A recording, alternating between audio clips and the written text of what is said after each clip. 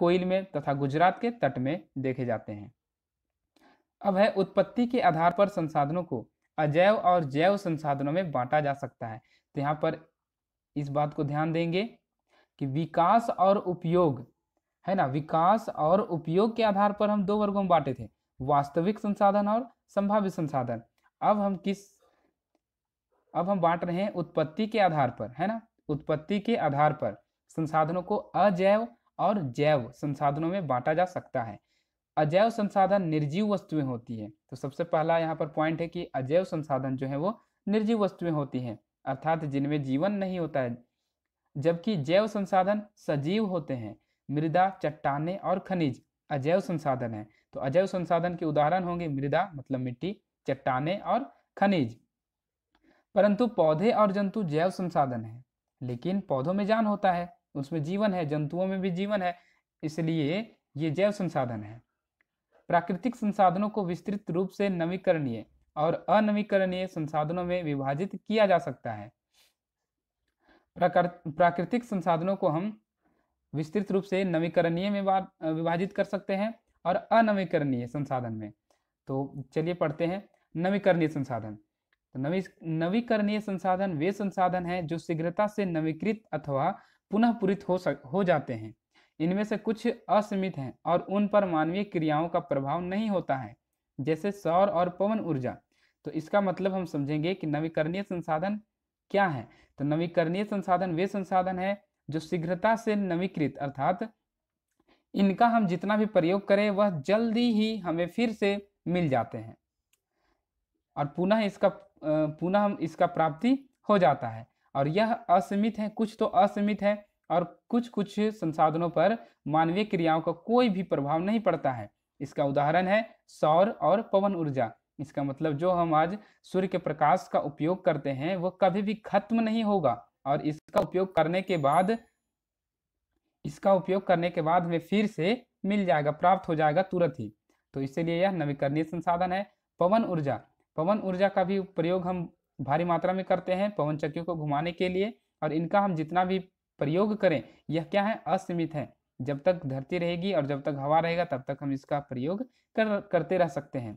लेकिन फिर भी कुछ नवीकरणीय संसाधनों जैसे जल, मृदा और वन का लापरवाही से किया गया उपयोग उनके भंडार को प्रभावित कर सकता है। इसका मतलब है कि जल, मृदा और वन जो है वो नवीकरणीय संसाधन हैं, लेकिन अगर हम इनका लापरवाही से प्रयोग करेंगे, अधिक मात्रा में इसे बर्बाद करेंगे, जल को, वनों की कटाई करेंगे, तो फिर इनका जो भंडार है वह प्रभावित हो सकता है। जल असीमित नवीकरणीय संसाधन प्रतीत होता है, फिर भी जल की कमी और प्राकृतिक जल स्रोतों का सूखना आज विश्व के बहुत से भागों में एक बड़ी समस्या है। तो जल जो है वो असीमित नवीकरणीय संसाधन दिखता है हमें। पृथ्वी जो है वो 70% जल से ही ढका हुआ है, फिर भी जो जल की कमी है वो प्राकृतिक जल स्रोतों का जो सूखना है आज विश्व के बहुत से भागों में एक बड़ी समस्या का कारण भी है। तो इसलिए हमें जल का उपयोग सही से करना चाहिए, उसे बर्बाद नहीं करना चाहिए। एक शब्दावली है संसाधन का भंडार। यह उपयोग के लिए संसाधन की उपलब्ध मात्रा है। तो संसाधन का भंडार शब्द का मतलब है कि उपयोग के लिए संसाधन की उपलब्ध कितना मात्रा है उसका, उसी को हम संसाधन का भंडार कहते हैं। अब फिर है अनवीकरणीय संसाधन। अनवीकरणीय संसाधन वे संसाधन हैं जिनका भंडार सीमित है। इसका मतलब कि इसका जो मात्रा है वह एक सीमित मात्रा है। भंडार के एक बार समाप्त होने के बाद उनके नवीकृत अथवा पुनः पूरित होने में हजारों वर्ष लग सकते हैं। एक बार अगर ये संसाधन खत्म हो गए तो इनके पुनः पूरित मतलब फिर से प्राप्त करने के लिए हमें हजारों वर्ष लग सकते हैं। यह अवधि मानव जीवन की अवधि से बहुत अधिक है। इस प्रकार के संसाधन अनवीकरणीय कहलाते हैं और ऐसे ही संसाधनों को हम अनवीकरणीय संसाधन कहते हैं, जिसका कि भंडार सीमित है और जिसे प्राप्त करने के लिए हमें हजारों वर्ष लग सकते हैं। कोयला, पेट्रोलियम तथा प्राकृतिक गैस इसके कुछ उदाहरण है। तो इसके उदाहरण है क्या क्या, कोयला है, पेट्रोलियम है, प्राकृतिक गैस है। संसाधनों के वितरण के आधार पर वे सर्वव्यापक अथवा स्थानिक हो सकते हैं। तो जहाँ जहाँ पर संसाधनों का बंटवारा हुआ है अर्थात भूमि के विभिन्न क्षेत्रों में पाए जाते हैं, ना कि एक ही क्षेत्र में, तो इसी को हम बोलेंगे संसाधनों के वितरण। और संसाधनों के वितरण के आधार पर वे सर्वव्यापक हो सकते हैं, मतलब सभी जगह हो सकते हैं, या फिर स्थानिक हो सकते हैं। इसका मतलब कहीं कहीं पर ही पाए जाते हैं। जो संसाधन सभी जगह पाए जाते हैं, जैसे कि वायु जिसमें हम सांस लेते हैं, सर्वव्यापक है। तो सर्वव्यापक संसाधन का उदाहरण है वायु। क्यों? क्योंकि यह पृथ्वी पर सभी जगह पाए जाते हैं। लेकिन वे संसाधन जो कुछ निश्चित स्थानों पर ही पाए जाते हैं स्थानिक कहलाते हैं, जैसे कि तांबा और लौह अयस्क, है ना। तो तांबा और लौह अयस्क जो है वो कहीं कहीं पर पाए जाते हैं, इसलिए इसे हम स्थानिक कहते हैं, किसी खास स्थान में पाए जाते हैं तांबा और अयस्क। प्राकृतिक प्राकृतिक संसाधनों का वितरण भूभाग, जलवायु, ऊंचाई जैसे अनेक भौतिक कारकों पर निर्भर करता है। तो प्रश्न आएगा कि प्राकृतिक संसाधनों का वितरण किन कारकों पर निर्भर करता है। तो हम उत्तर लिखेंगे, पहला है भूभाग पर निर्भर करता है, जलवायु पर, ऊंचाई पर इत्यादि। तो इन सभी भौतिक कारकों पर प्राकृतिक संसाधनों का वितरण निर्भर करता है। पृथ्वी पर इन कारकों में विभिन्नता होने के कारण संसाधनों का वितरण असमान है। तो पृथ्वी पर एक ही जैसा भूभाग नहीं पाया जाता है, कहीं जलवायु एक ही जैसा नहीं है, ऊंचाई में भी बहुत अंतर दिखता है हमें, और ये सभी विभिन्नता होने के कारण ही संसाधनों का वितरण जो है वो असमान है। कहीं पर ज़्यादा संसाधन है, कहीं पर कम संसाधन है। तो ये सभी का कारण यही तीनों हैं। फिर है आओ कुछ करके सीखें। कुछ नवीकरणीय संसाधनों के बारे में सोचिए और बताइए कि किस प्रकार संसाधनों का अधिक उपयोग उनके भंडार को प्रभावित करता है। तो यहाँ पर हमें नवीकरणीय संसाधनों के बारे में देखना है, जानना है और सोचना है, और फिर हमें बताना है कि किस प्रकार संसाधनों का अधिक उपयोग उनके भंडार को प्रभावित करता है। नवीकरणीय संसाधन में हम पढ़े थे जल, और जल का जब अधिक प्रयोग करते हैं तो उसके भंडार को प्रभावित, मतलब पीने वाले जल के जो भंडार हैं उनको वह प्रभावित कर सकता है। फिर नवीकरणीय संसाधन में एक और उदाहरण हमने पढ़ा था, क्या? भूमि और मृदा और जंगल। तो जंगलों की कटाई भी करेंगे तो उनका भी जो भंडार है वो प्रभावित होगा। फिर है यहाँ पर आओ कुछ करके सीखे। 5 मानव निर्मित संसाधनों की सूची बनाइए जिन्हें आप अपने चारों ओर देख सकते हैं। तो सबसे पहले तो आप मोबाइल को देख रहे हैं, तो मोबाइल भी एक मानव निर्मित संसाधन है। उसके बाद अगर आप हेडफोन लगाएं तो हेडफोन भी संसाधन है। आप जो कपड़े पहने हैं वो भी संसाधन है। आप खाना खाए हैं, भोजन किस में खाएं? थाली में खाए हैं, तो थाली भी एक संसाधन है। आप कहाँ रह रहे हैं? घर में, तो घर भी एक मानव निर्मित संसाधन ही है ना, भगवान हमें बना करके नहीं देते हैं ना, तो इसीलिए घर क्या है? मानव निर्मित संसाधन है। किसी किसी के घर में कार है, बाइक है, ये सभी क्या है? मानव निर्मित संसाधन है। जो हम स्टडी टेबल का प्रयोग करते हैं वो भी संसाधन है। जो टीवी देखते हैं वो भी संसाधन है, और ये सभी संसाधन मानव निर्मित संसाधन है। अगर आप कुर्सी पर बैठे हुए हैं तो कुर्सी भी मानव निर्मित संसाधन है। तो ये सभी क्या है? मानव निर्मित संसाधन।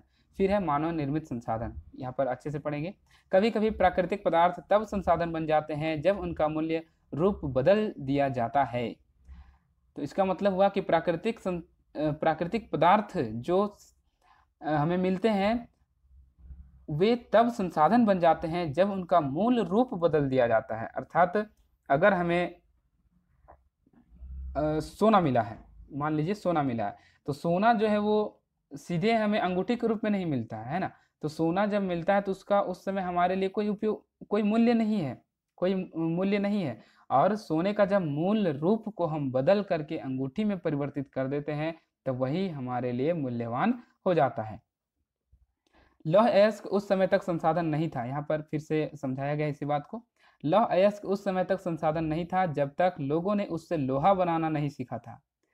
लोग प्राकृतिक संसाधनों का उपयोग पुल, सड़क, मशीन और वाहन बनाने में करते हैं। तो प्राकृतिक संसाधनों का जो उपयोग है वो किसमें होता है? पुल बनाने में, सड़क बनाने में, मशीन और वाहन बनाने में, जो मानव निर्मित संसाधन के नाम से जाने जाते हैं। तो ये सभी जो हैं वो क्या है? मानव निर्मित संसाधन है। मशीन, वाहन, सड़क, पुल। प्रौद्योगिकी भी एक मानव निर्मित संसाधन है, मतलब टेक्नोलॉजी का जो विकास होता है तो टेक्नोलॉजी भी एक मानव निर्मित संसाधन है। इसलिए हम जैसे लोग प्राकृतिक संसाधनों का उपयोग करके मानव निर्मित संसाधन बनाते हैं, मोना ने समझाते हुए कहा। तो मोना क्या बोलती है कि इसलिए हम जैसे लोग अर्थात मानव प्राकृतिक संसाधनों का उपयोग करते हैं और मानव निर्मित संसाधन बनाते हैं। हाँ, राजू ने स्वीकृति में सिर हिलाया। फिर है मानव संसाधन। लोग और अधिक संसाधन बनाने के लिए प्रकृति का सबसे अच्छा उपयोग तभी कर सकते हैं जब उनके पास ऐसा करने का ज्ञान, कौशल तथा प्रौद्योगिकी उपलब्ध हो। इसलिए मनुष्य एक विशिष्ट प्रकार का संसाधन है, अतः लोग मानव संसाधन है। तो फिर से हम इसे समझ लेते हैं।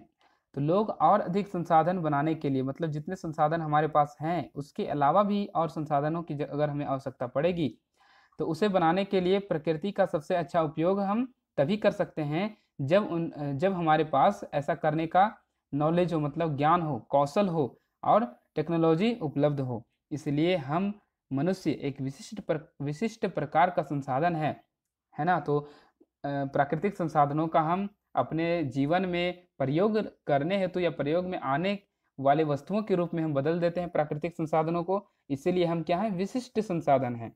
अतः लोग अर्थात हम मानव संसाधन हैं। शिक्षा और स्वास्थ्य लोगों को बहुमूल्य संसाधन बनाने में मदद करते हैं। तो शिक्षा और स्वास्थ्य हैं जो लोगों को बहुमूल्य संसाधन बनाने में मदद करते हैं। अधिक संसाधनों के निर्माण में समर्थ होने के लिए लोगों के कौशल में सुधार करना मानव संसाधन विकास कहलाता है। तो अधिक संसाधनों के निर्माण में समर्थ होने के लिए लोगों के कौशल में सुधार करना मानव संसाधन विकास कहलाता है। फिर है सूखे के कारण फसलों का विनाश, क्या मैं इसका समाधान निकाल सकती हूँ? हाँ, क्यों नहीं। यह सब ज्ञान, शिक्षा और कौशल के कारण संभव हुआ कि हम इसका समाधान निकाल पाए। तो सूखे का कारण, फसलों का विनाश, ये सभी का समाधान हम ज्ञान और कौशल से निकाल सकते हैं। यहाँ पर एक है, क्या आप जानते हैं? मानव संसाधन से तात्पर्य लोगों की संख्या और योग्यता अर्थात मानसिक तथा शारीरिक योग्यता से है। यद्यपि मानव को संसाधन मानने के संदर्भ में लोगों में मतभेद है, इतना होते हुए भी इस तथ्य से इनकार नहीं किया जा सकता है कि मूलतः मनुष्य की कुशलताएं ही भौतिक पदार्थों को मूल्यवान संसाधन बनाने में सहायता करती है। जी हाँ, तो मनुष्य की जो कुशलताएं हैं, जो मनुष्य की कुशलताएं ही है और ज्ञान ही है जो प्राकृतिक संसाधनों को, भौतिक पदार्थों को क्या करते हैं, संसाधन बनाते हैं और मूल्यवान बनाते हैं। पढ़े एवं मनन करें। मनुष्य एक दूसरे पर निर्भर हैं। किसान सभी के लिए अन्न उपजाते हैं और वैज्ञानिक कृषि से जुड़ी विभिन्न समस्याओं और अन्न उत्पादन बढ़ाने के उपाय खोजते हैं। जी हाँ, तो वैज्ञानिक क्या करते हैं, कृषि से जुड़ी समस्याओं और अन्न उत्पादन कैसे बढ़ाया जाए उस पर उपाय खोजते हैं और किसान जो है उन उपायों को अमल करता है और सभी के लिए अन्न उपजाता है। तो एक इसका मतलब है कि मनुष्य एक दूसरे पर निर्भर हैं। फिर है संसाधन का संरक्षण। मोना ने एक बुरा स्वप्न देखा। उसने देखा कि पृथ्वी पर सारा जल सूख गया है और सारे पेड़ कट गए हैं। वहां पर न तो छाया ही थी और न कुछ खाने पीने के लिए था। लोग परेशान हो रहे थे और चारों तरफ भोजन और छाया की तलाश में निराश घूम रहे थे। उसने अपनी माँ को सपने के बारे में बताया। उसने पूछा, अम्मा क्या यह सच में हो सकता है? तो ये सब जो सपना उसने देखा, क्या यह सच हो सकता है? हाँ, अम्मा ने उत्तर दिया। यदि हम नवीकरणीय संसाधनों के प्रति सतर्क नहीं रहते हैं तो वे बहुत ही दुर्लभ हो सकते हैं और अनवीकरणीय संसाधन निश्चय ही समाप्त हो सकते हैं। राजू ने पूछा, हम इसके लिए क्या कर सकते हैं? बहुत कुछ, अम्मा ने उत्तर दिया। आप अपने दोस्तों से बात क्यों नहीं करते? तो अम्मा बोलती है कि हम तो बहुत कुछ कर सकते हैं, तो आप लोग अपने दोस्तों से बातें क्यों नहीं करते हैं उसके बारे में। फिर है संसाधनों का सतर्कता पूर्वक उपयोग करना और उन्हें नवीकरण के लिए समय देना संसाधन संरक्षण कहलाता है। तो यह प्रश्न भी आएगा कि संसाधन संरक्षण किसे कहते हैं, तो हम उत्तर लिखेंगे कि संसाधनों का सतर्कता पूर्वक उपयोग करना, मतलब जितना ज़रूरत है उतना ही उपयोग करना और उन्हें नवीकरण के लिए समय देना, मतलब उनका उपयोग हमें ज़्यादा मात्रा में ना करके कम मात्रा में करना और उसके नवीकरण फिर से बनने के लिए समय देना संसाधन संरक्षण कहलाता है। संसाधनों का उपयोग करने की आवश्यकता और भविष्य के लिए उनके संरक्षण में संतुलन बनाए रखना सतत पोषणीय विकास कहलाता है। तो इस लाइनों से कुछ समझ नहीं आ रहा, यहाँ से हम समझेंगे सतत पोषणीय विकास। संसाधनों का सावधानी पूर्वक उपयोग ताकि न केवल वर्तमान पीढ़ी की अपितु भावी पीढ़ियों की आवश्यकताएं भी पूरी होती रहे, इसी को हम सतत पोषणीय विकास कहते हैं। इसका मतलब कि हमें इस प्रकार से संसाधनों का उपयोग करना है, इस सावधानी पूर्वक उपयोग करना है कि वर्तमान पीढ़ी को तो संसाधन की प्राप्ति हो, लेकिन हमारे आने वाले पीढ़ियों को भी आने वाली पीढ़ियों को भी संसाधनों की प्राप्ति होते रहे और इसकी जो आवश्यकता है वो भी पूरी होती रहे। तो इसी को हम सतत पोषणीय विकास कहते हैं। संसाधनों के संरक्षण के अनेक तरीके हैं। प्रत्येक व्यक्ति उपभोग को कम करके वस्तुओं को पुनः चक्रण और पुनः उपयोग द्वारा योगदान दे सकता है। तो यहाँ पुनः चक्रण करना है, पुनः उपयोग करना है ना। तो ये सभी को करने से हम अपना योगदान दे सकते हैं संसाधन संरक्षण में। अंततः यह एक विभिन्नता बनाता है क्योंकि सभी जीवन एक दूसरे से जुड़े हैं। उस शाम बच्चों और उनके मित्रों ने पुराने समाचार पत्रों, व्यर्थ वस्त्रों तथा बांस की डंडियों से लिफाफे और खरीदारी के लिए थैले बनाए। मोना ने कहा, हम इन वस्तुओं में से कुछ वस्तुएं उन परिवारों को देंगे जिन्हें हम जानते हैं। मुस्तफ़ा ने कहा, अपने संसाधनों को बचाना और अपनी पृथ्वी को सजीव रखना यह एक बहुत अच्छा कार्य है। जेसी ने कहा, मैं बहुत ही सतर्क रहूंगी कि कागज व्यर्थ न हो। उसने स्पष्ट किया, कागज बनाने के लिए बहुत से पेड़ों को काट दिया जाता है। मैं ध्यान रखूंगा कि मेरे घर में विद्युत व्यर्थ न हो। मुस्तफ़ा ने जोर से कहा, विद्युत जल और कोयले से मिलती है। मैं विश्वास दिलाती हूँ कि घर में जल बेकार नहीं होगा। जल की एक एक बूंद मूल्यवान है, आशा ने कहा। बच्चों ने कहा, हम सब मिलकर अंतर ला सकते हैं। यह कुछ कार्य मोना, राजू और उनके मित्रों ने किए हैं। ऊपर जो कार्य हुआ है, आपका क्या विचार है? आप संसाधन संरक्षण में कैसे मदद करने जा रहे हैं? हमारी पृथ्वी और इस पर निवास करने वाले लोगों का भविष्य पेड़ पौधों और परितंत्र की सुरक्षा और संरक्षण से जुड़ा हुआ है। अब यह सुनिश्चित करना हमारा कर्तव्य हो जाता है कि सभी नवीकरणीय संसाधनों के उपयोग सतत पोषणीय हैं, पृथ्वी पर जीवन की विविधता संरक्षित की जाए और प्राकृतिक पर्यावरणीय तंत्र की हानि को कम से कम किया जाए। यहाँ पर सतत पोषणीय विकास के कुछ सिद्धांत हैं। पहला है जीवन के सभी रूपों का आदर और देखभाल। दूसरा है मानव जीवन की गुणवत्ता को बढ़ाना। तीसरा है पृथ्वी की जीवन शक्ति और विविधता का संरक्षण करना। चौथा है प्राकृतिक संसाधनों के ह्रास को कम से कम करना। पांचवा है पर्यावरण के प्रति व्यक्तिगत व्यवहार और अभ्यास में परिवर्तन करना। फिर छठा है समुदायों को अपने पर्यावरण की देखभाल करने योग्य बनाना। तो ये इन सभी उपायों और सिद्धांतों को अमल करेंगे तो सतत पोषणीय विकास हो पाएगा।